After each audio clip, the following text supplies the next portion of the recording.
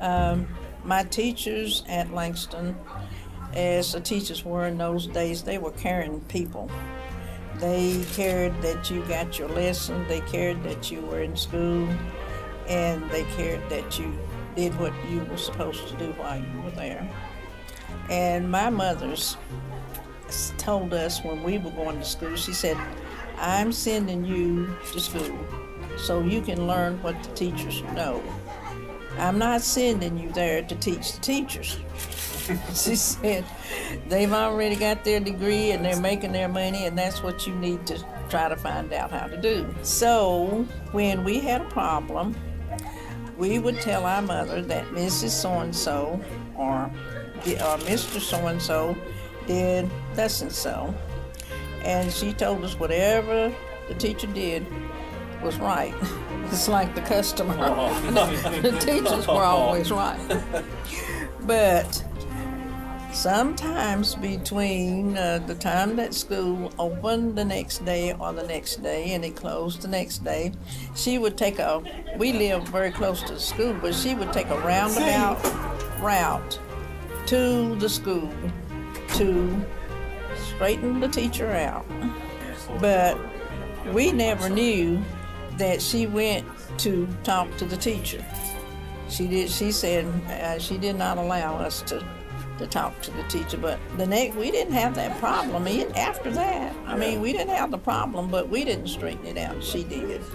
Johnson City, well, it was not like Chesney at all, because Chesney was like red mud, and they had highways that were paved, but if you were going to Aunt John's or Aunt Sue or Uncle John's house, you were on a muddy road, dirt road.